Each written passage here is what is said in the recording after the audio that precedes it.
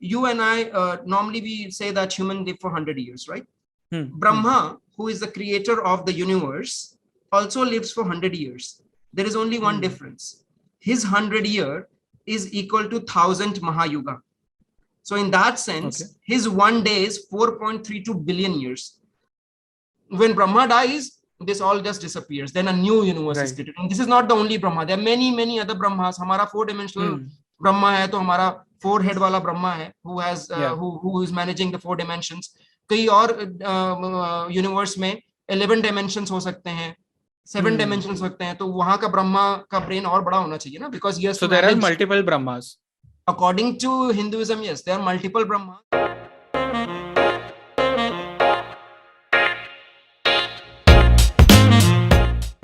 You also talk about Kala, and now this was one of the most interesting aspect for me in the book, because in the Eastern philosophy we don't see time as a linear thing, we see it as a cyclical thing, right? And in the book there's somewhere I think so this is mentioned that time is a man-made thing for the higher consciousness. Past, present and future, it's all the same thing, it's running equally for him or her. So can you dive deeper into this? Okay, so so the way time works, and time is a very very intricate concept. In fact, let's talk a bit of physics here. So when we had Newtonian mechanics in the time of Newton, we viewed time as something that flows equally and universally throughout the universe, right? Then came Einstein, and our understanding, modern understanding of time is very much influenced by Einstein's theory, which basically says that time flows differently at different places, right? So how does it flow differently? When you are going through a massive, a thing which has massive gravity, time slows. Similarly, when you are going closer to the velocity of light, time slows, right? So there is a time dilation element involved there. So fundamentally, what we are trying to say is that what is time? And it's very, very difficult and intricate concept, but time is basically through which you experience everything, right? So in fact, in the book, I have quoted Einstein, and I love this quote. Time is something that prevents everything from happening at once, right? समय वो है जो हर चीज को एकदम से होने में अवरोध करता है, क्योंकि अगर समय नहीं होगा तो your death and birth and whatever happened in the middle वो तो एक ही टाइम पे हो जाएगा, खत्म हो गया, right?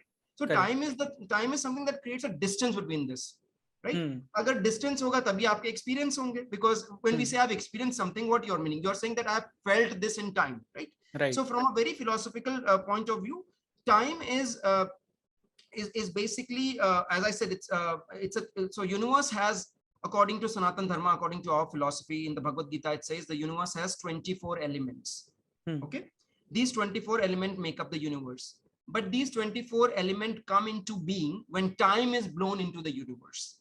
But time in that sense becomes the 25th element, which records all these 24 elements and how they interact with each other. Okay, so that's one very philosophical explanation of what time is. Now, as you were saying that people can see present, past, and the future in one. So in one of the chapters of the Bhagavad Gita, Krishna takes up this so-called Virat Roop. Virat Roop means massive form. In that massive form, Krishna sees that millions of galaxies are coming out of Krishna, and millions of them are getting so this is right? This is the Vishwaroop you are talking about? I'm trying to link it to Vishwaroop. So what I'm trying to say is that there is a time that runs for everybody. It's just different scale. For example, you and I, normally we say that humans live for 100 years, right?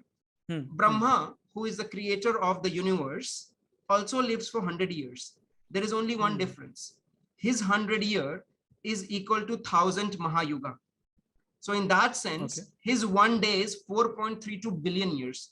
So if you multiply 4.32 billion years with lifespan of 100 years, 4.32 billion years multiplied by 100 years that he's going to live, and each year is going to be 360 days, and then there are equal number of nights, then you will come to the conclusion that Brahma lives for 311 trillion years, and you and I live only for 100 years.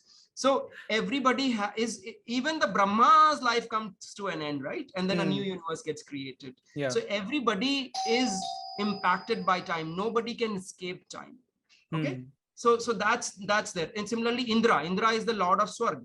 So Indra also has a lifespan, and in Indra's world, his one day is equal to 1 year of human. So जैसे Brahma का 1 day is equal to 1,000 Mahayuga, and I'll explain Mahayuga in a bit. But just let's understand what is Divya. Oh, sorry, what is Divya Din? Basically, what is 1 day of Devas? Right. So their 1 day is equal to 360 days of human. Okay. So, but they also live 100 years, but just that their day is longer. Or you can say they live on a different planet where the day slows down. You can either ways you interpret, right? Yeah. So Brahma is said to live in Satyog, Satlok, Satyalok, and Satyalok. Yeah, and Indra is supposed to be living in Swarga. So you can just assume that the time is moving at a different pace there. Now, what is Mahayuga? So we know about Yuga and time cycle, and you talked about circular time. Yeah. So we in Hinduism, we talk about the 4 yugas, which collectively are called Mahayuga. What are these 4 yuga? तो ये 4 युग आपके सतयुग, त्रेता युग, द्वापर युग और फिर कलयुग.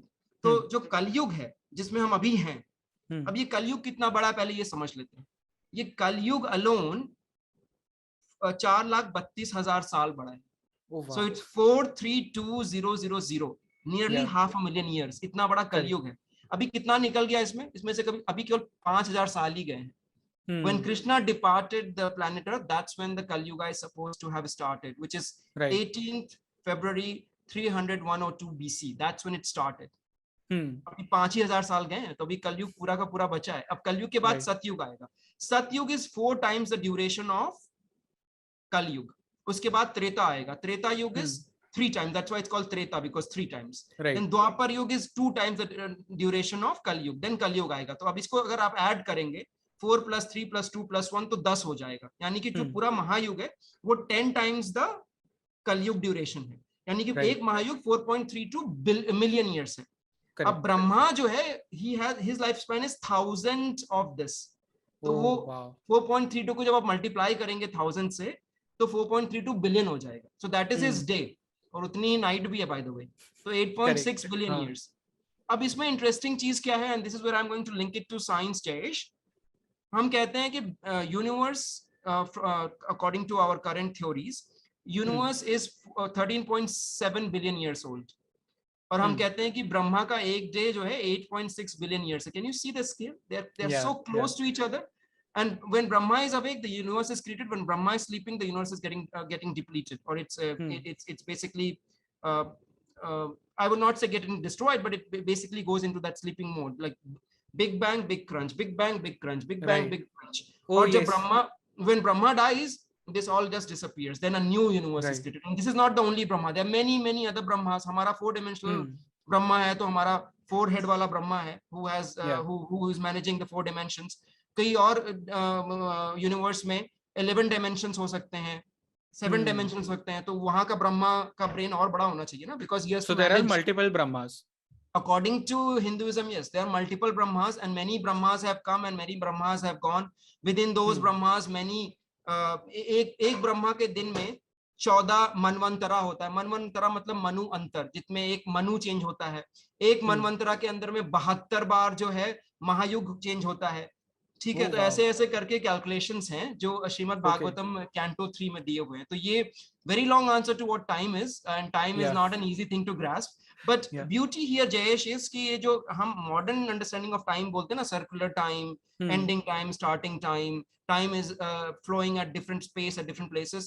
These we are talking now in modern science, but they have been discussed in great detail in our scriptures long time back, and that is how we should appreciate the beauty of our scriptures. Right. But then when you were explaining all of this, I felt so small in this vast universe. And now I have, like, genuinely, I want to ask you, then what is the purpose of everything? And I'm sure Bhagavad Gita answers this. So can you dive into this, because this legit made me feel कि इतना सब कुछ है and I am so small. Then what is my purpose? Like, what am I doing?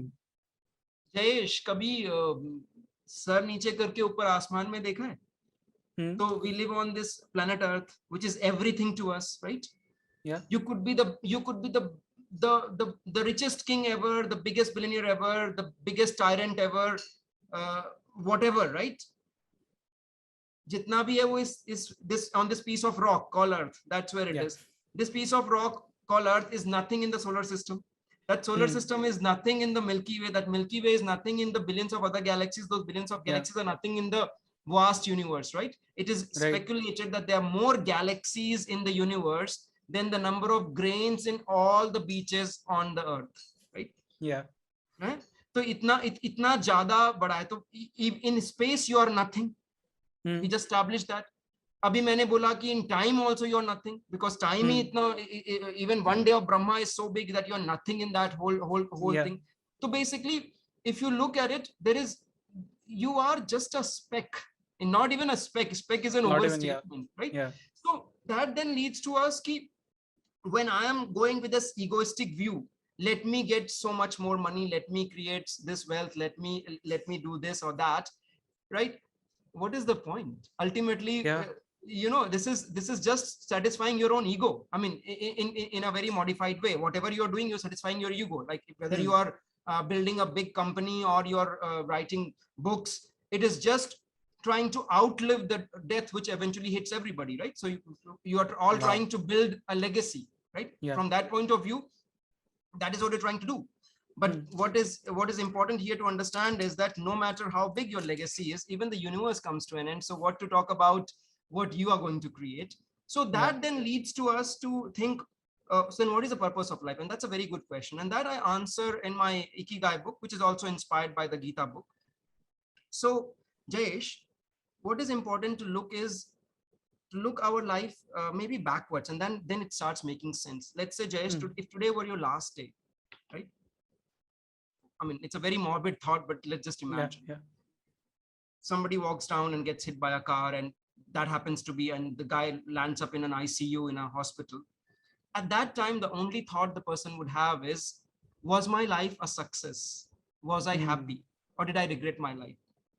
And if at that time you think, oh, my life was not a success, I wish I had done this, I wish I had done that, then obviously you know that you wanted to change something in your life, right? When you know that you want to change something in your life, what are you waiting for? The irony of life is that your lifeline is also your deadline, or your deadline is your lifeline, and you don't know when that deadline suddenly hits. So if you know that you're not happy with your life right now and you want to change something, what are you waiting for? And therein lies your answer, Jayesh. What happens is, when you are gone, people are not going to talk about how much wealth you made. People are not going to talk about your good grades. People are not going to talk about whatever accolades you had in your life, whatever awards you won. What they're going to talk about is, did you make a difference to anybody else's life other than yourself? The nice things you did for people, the wonderful ways in which you impacted somebody else's life.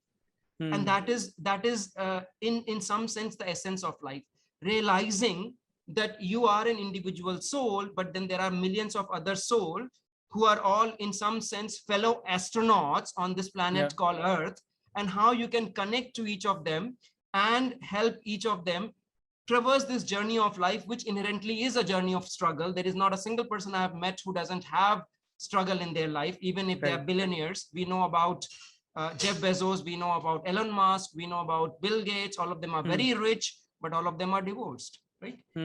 So ultimately, they also have pain in their life, right? It's not that they are spared from pain, right? So if you ask them, they would be happy to give up some of that money to have a more loving relationship, but unfortunately they didn't, right? So ultimately, the purpose of life is to think of yourself over and beyond yourself.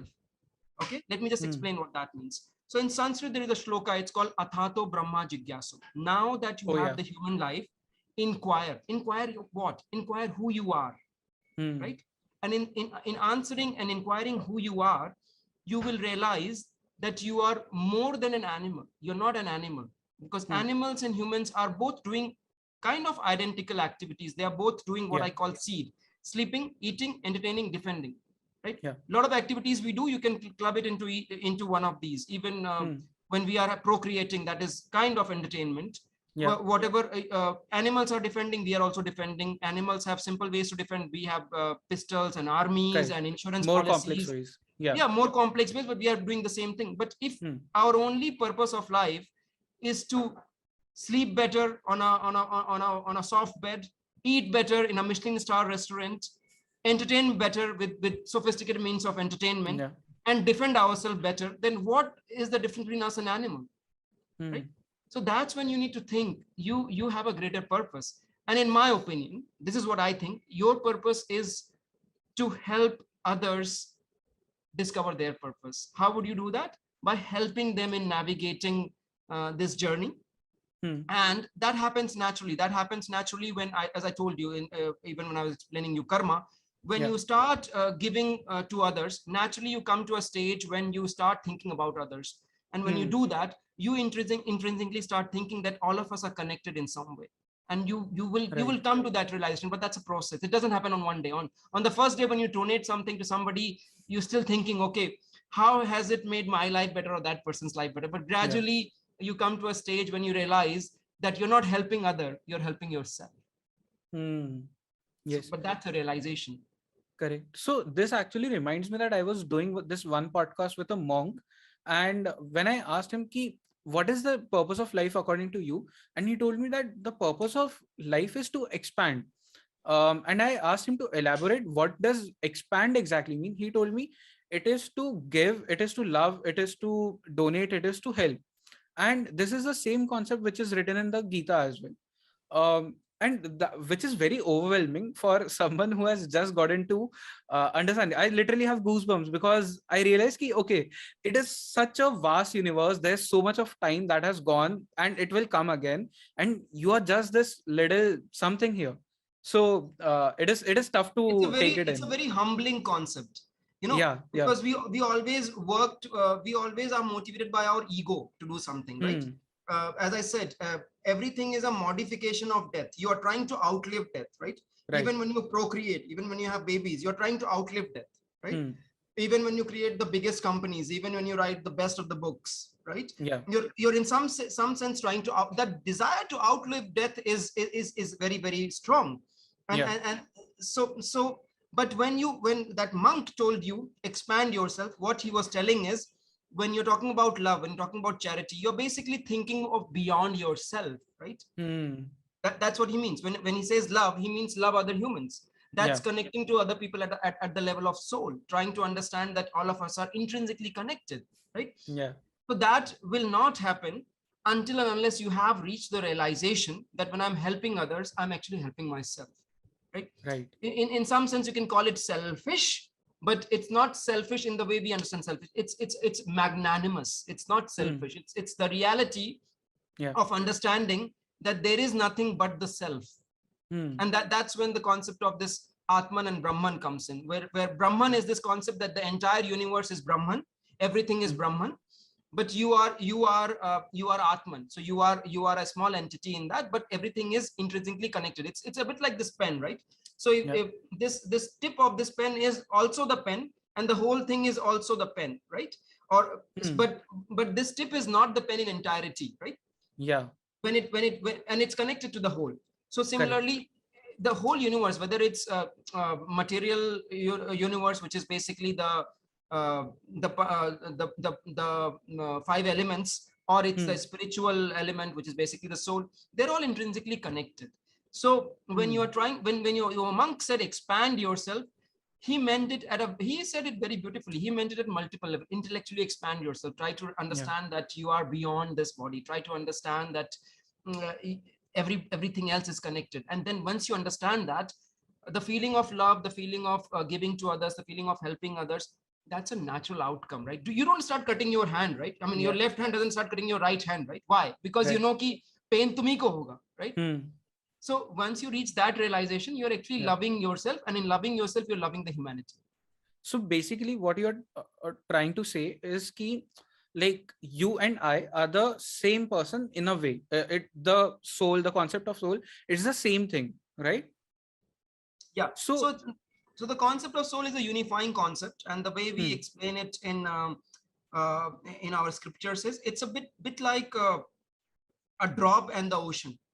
So the drop has all the same properties of the ocean. It has the same properties, right? It wets, it flows.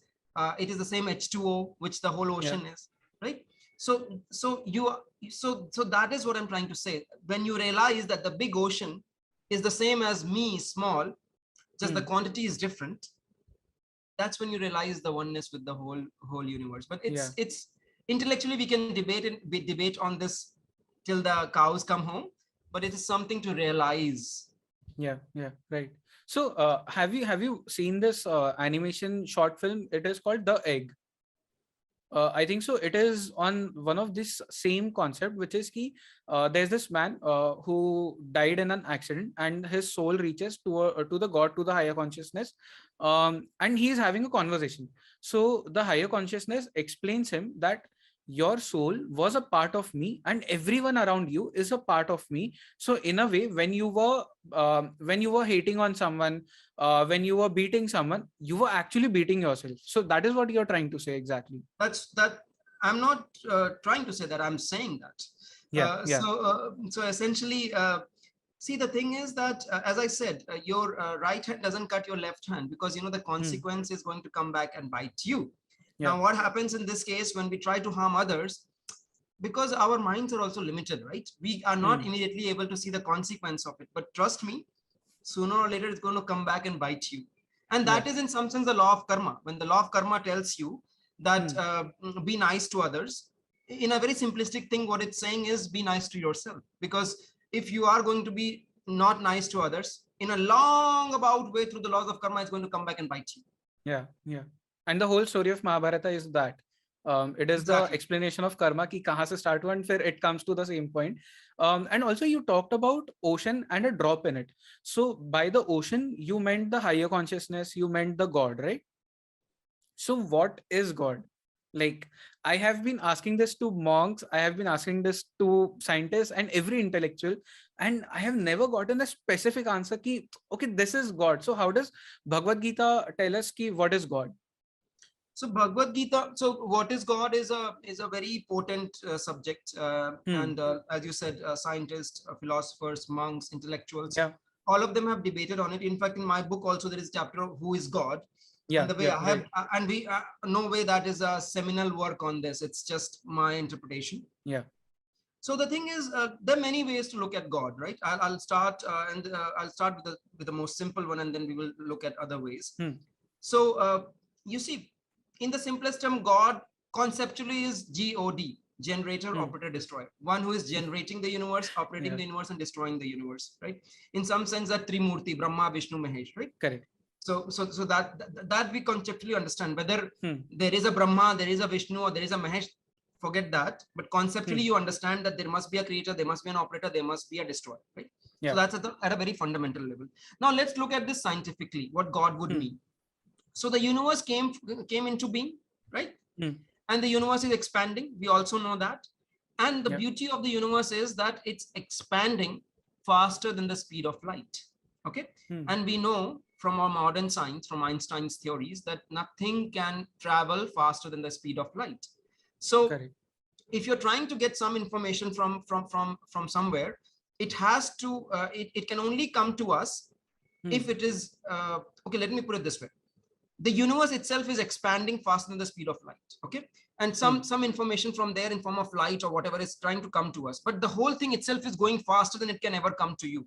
So it's a bit like travelator पे अगर आप चल रहे हो, वो left जा रहा है और उस पे आप राइट दौड़ने लगो, बट वो ट्रैवलेटर इतनी तेज चल रहा है कि आप कभी ट्रेडमिल पे जैसे आप भाग रहे हो, तो वो कभी आप उसका एंड पे पहुंच ही नहीं पाओगे, राइट? तो उसी तरह से क्या हो रहा है कि वहां से इंफॉर्मेशन तो आ रही है, बट आपको मिल नहीं रही है, बिकॉज वो इतनी तेजी से दूर जा रहा है कि आपको आपके स्फीयर में वो आ नहीं पा रहा है. तो इस तरह से जो मॉडर्न साइंस में हम क्या बोलते हैं कि द एंटायर यूनिवर्स, जो जितना हम देख सकते हैं, given no matter how advance our technologies get, हम उससे ज्यादा नहीं देख सकते. वो 46 बिलियन लाइट ईयर है. And billion light year is basically, एक लाइट ईयर है the amount of distance light travels in a year, and in 1 second the light travels 300,000 या 3 लाख किलोमीटर ट्रेवल कर जाती है. ठीक है. तो अब हम बोल रहे हैं 46 बिलियन लाइट ईयर का जो गोला है, इतना ही देख सकते हो, उससे ज्यादा नहीं देख सकते. करंट टेक्नोलॉजी जो है 14.5 बिलियन ईयर ही देख सकती है, इतना देख सकते हो, इतना बड़ा गोला देख सकते हो. The amount you can see is this big. अब उसके बाहर क्यों नहीं देख सकते? क्योंकि वहां से जो गैलेक्सीज है वो इतनी तेजी से बाहर जा रही है कि वहां से इंफॉर्मेशन अंदर नहीं आ सकती। तो इतना ही आप देख सकते हो। धीरे धीरे ये सारी गैलेक्सीज दूर जा रही है बहुत तेजी से। एक टाइम आएगा खाली मिल्की वे देख सकते हो, बाहर सब गायब हो जाएगा, पूरा ब्लैक हो जाएगा, पूरा डार्क हो जाएगा, राइट? सो बाहर से कोई इंफॉर्मेशन आ नहीं रही है, बट हम स्पेकुलेट कर रहे हैं वहां पे क्या है, right? We are trying to guess. तो इसको इस तरह से समझिए आप कि मैं सिंगापुर में बैठा हूं। सिंगापुर इतना छोटा सा है, एक डॉट दिखता है मैप में। सिंगापुर में बैठ के मैं सोच रहा हूँ कि अच्छा बाहर की दुनिया में क्या होता होगा। अच्छा उधर वहां पे मे बी एक इंडिया है, वहां पे मे बी एक फ्रांस है, बट कभी पता नहीं ना है कि नहीं है। वहां पे वो एलियन बैठे होंगे, वहां पे कुछ और बैठा होगा, नहीं पता, but we are speculating. But वहां से कभी हम कंफर्म नहीं कर सकते क्योंकि हम वहां से इंफॉर्मेशन नहीं आ सकती, ना हम वहां पे जा सकते हैं, ठीक है? तो इस अब अगर ऐसा है तो एक आपने एक गॉड ऑफ गैप्स क्रिएट कर दिया ना, क्योंकि वहां की इंफॉर्मेशन हमें पता ही नहीं है। तो आप एक कॉन्सेप्चुअली बोल सकते हो कि हमें नहीं पता है, but the person who knows it all is omniscient, उसको गॉड आपने बोल दिया। दूसरी चीज को दूसरे तरह से मैं समझाता हूँ जयेश आपको। जैसे मान लीजिए कंप्यूटर है, कंप्यूटर में कीबोर्ड होता है, माउस होता है, सीपीयू होता है, सब मिलकर कंप्यूटर बनते हैं, राइट? सबसे कहते हैं कि CPU is the smartest part of the computer, right? वो ऑपरेट कर रहा होता है। अगर आप सीपीयू चाहे कि मैं पूरा कंप्यूटर समझ जाऊं, तो पॉसिबल है क्या? नहीं पॉसिबल है। I tell you why. जैसे आप जो है universe, you are part of universe, इतना तो आप अग्री करते हो? While being the part of the universe, you're trying to understand the whole of the universe. It's like CPU is a part of the computer and it's trying to understand the whole of the computer. तो ये नहीं कर सकते। तो again यहाँ पे God of gaps आ गया कि आपका एक इंटेलेक्चुअल लेवल जो है और कितना भी एडवांस जाए उसमें एक गैप आ जाएगा, एक उसके ऊपर आप नहीं जा सकते। तो इसको मैथमेटिशियंस ने अलग अलग तरह से डिफाइन किया है। इसको चैटिन्स थ्योरम बोला है, राइट? जिसमें इसमें आपकी एक लिमिट आ जाती है, इससे ज्यादा आप नहीं जान सकते हो। तो इस तरह से साइंस में भी एक लिमिटेशंस आने लगती हैं। इसको गोडल्स इनइक्वालिटी भी बोलते हैं कि how much can you ever know, there is a point beyond which you cannot prove whether this is true or false without getting in new axioms into the equation. तो mathematicians ने बहुत सारा काम किया है इस पे। तो अल्टीमेटली ये रियलाइज्ड प्रॉब्लम है कि बोथ मैथ्स एंड फिजिक्स में मैथमेटिकल पॉइंट ऑफ व्यू से ये रियलाइज्ड है कि you can not have a theory of everything. Physics के पॉइंट ऑफ व्यू से ये रियलाइज्ड है कि थ्योरी आप बाहर से इंफॉर्मेशन अब अंदर आ ही नहीं रही, तो उसकी थ्योरी क्या बनाओगे? मैं सिंगापुर में बैठ के वर्ल्ड मैप बना लूं, जब मेरे को बाहर दिख ही नहीं रहा है कि वर्ल्ड कैसा है, तो मैं कैसे बना सकता हूँ? तो मैं स्पेकुलेट कर सकता हूँ खाली, अरे वहां एक गोला होगा, वहां एक गोला होगा, वहां एक पानी होगा, बट आई डोंट नो ना कि अमेरिका का डायग्राम कैसा लगता है। मुझे इन्फॉर्मेशन वहां से नहीं आ रही है, उसको जानने के लिए तो वहां एक्सप्लोर करना पड़ेगा, वो कर नहीं सकते। तो इस तरह से बोथ फिजिक्स और मैथ्स में आपका एक गॉड ऑफ गैप्स आ गया, ठीक है? अब इसी तो वी अंडरस्टैंड कि इंटेलेक्चुअली हम गॉड नहीं समझ सकते, तो अब इसको समझे कैसे? तो इंटेलेक्चुअली नहीं भी समझ सकते तो और भी तरीके हैं, through other ways that you can understand. तो अलग अलग, जैसे हम कहते हैं, हम ये एक वर्ड यूज करते हैं भगवान। तो भगवान is God, that is true, but let's understand what Bhagwan means. So Bhagwan is basically, you can break it down into two. Bhagya plus Van. Van means possessor, Bhagya means opulences. So somebody who has opulences, और ये opulences 6 defined हैं। इसमें beauty है, renunciation है, wealth है, strength है, fame है। तो इस तरह से 6 opulences defined किए हैं। तो ये बोला है जिसके पास में ये 6 opulences हैं, and not just हैं, they are हैं in full. Aishwarya Rai is slightly more prettier than somebody and we already like, oh wow, she's so pretty.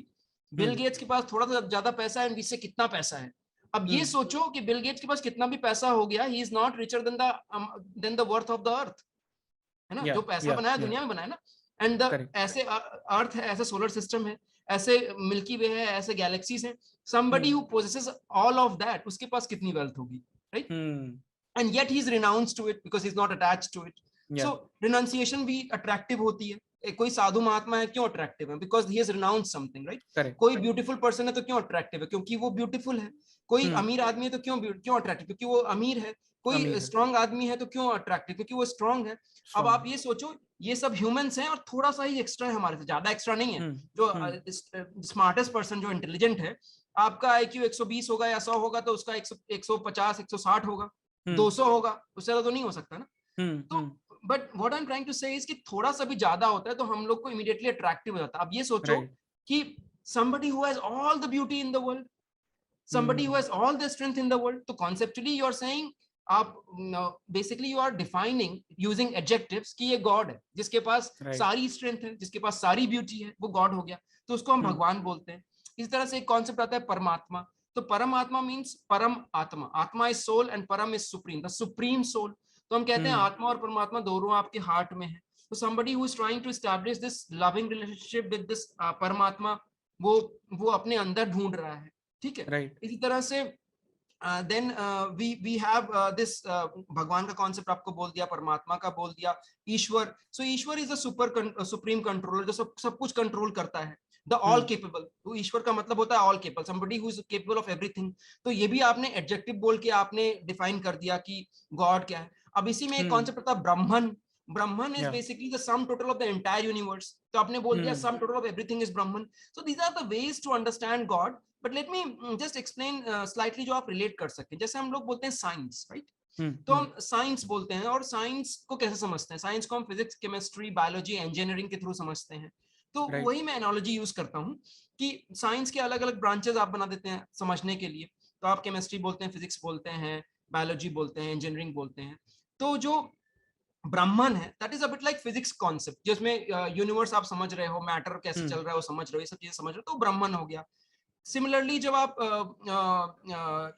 आप भगवान बोलते हो, तो भगवान is more like a personification. आप पर्सोनिफाई करके आप समझते हो उस चीजों को, राइट? एंड भगवान में वो basically another way of understanding God है। But let me just explain yoga, then it probably will become easier। So अलग अलग टाइप के 4 योग होते हैं। So एक भक्ति योग होता है, एक ज्ञान योग होता है, ध्यान योग होता है, कर्म योग होता है। तो जो भक्ति योग कर रहा है, वो basically he is trying to have a loving relationship with God. तो लव में हम बोलते हैं कि केमिस्ट्री है, देयर इज केमिस्ट्री, जो मीराबाई का लॉर्ड कृष्णा के लिए था, जो मीराबाई का, there is a chemistry between them, हम बोलते नहीं। तो that person is like a chemist, he is trying to understand God through chemistry, love वाले एंगल से देख रहा है। करेक्ट। अच्छा, तो ध्यान लगा के ध्यान योग कर रहा है, वो अपने अंदर परमात्मा को ढूंढने की कोशिश कर रहा है। तो this person is trying to look inside. तो इसको मैं कहता हूँ कि बायोलॉजी की तरह से साइंस समझ रहा है, बायोलॉजिस्ट की तरह से समझ रहा है, अपने अंदर समझ रहा है। इसी तरह से जो ज्ञान योगी है, वो यूनिवर्स कैसे चलता है उसको समझने की कोशिश कर रहा है। तो वो फिजिक्स का कॉन्सेप्ट समझ रहा है, वो ब्रह्मांड को समझने की कोशिश करता है, उसको मैं फिजिसिस्ट बोल देता हूँ।